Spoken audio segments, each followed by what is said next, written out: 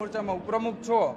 મારો પરિવાર પણ છેલ્લા 20 વર્ષથી ભાજપ સાથે સંકળાયેલ છે, પણ હું છે ને ભાજપ સરકારને અને મારા સમાજને એટલું જ કહેવા માંગુ છું કે પ્રથમ પહેલા મારો સમાજ છે અને મારી પાર્ટી છે ને પછી છે।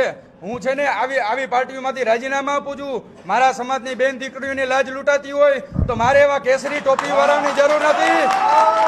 અમારા બાપ દાદાઓએ કેસરિયા કર્યા છે ને ત્યારે હિન્દુ ધર્મ બચ્યો છે અને આ ભારત ભૂમિ બચી છે। નકર તમે બધા 5-5 ટાઈમની નમાજો પડતા હોત। અને પરસોત્તમ સોલંકીને હું એટલું કહું છું કે પરસોત્તમ રૂપાલાને હું એટલું કહું છું કે ભલે તને રાજકોટથી જે CR પાટીલ સાહેબની સાંજે કોન્ફરન્સ છે, જે નિર્ણય આવે એ, પણ આ રાજકોટનો પ્રશ્ન નથી, ખાલી અમારા ભારતની સમસ્ત રાજપૂતાણીનો પ્રશ્ન છે। અને તું રાજપૂતાણીનું બોલ્યો તો તને કહું કે રાજપૂતાણી કોણ હતી?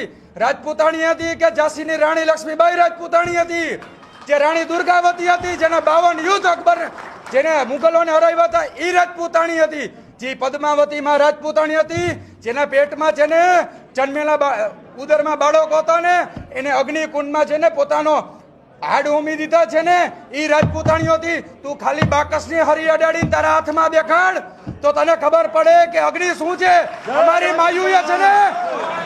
માયુએ છે ને એ જોર દીધા છે, એ બલિદાન દીધા છે, એટલે યાદ રાખજે।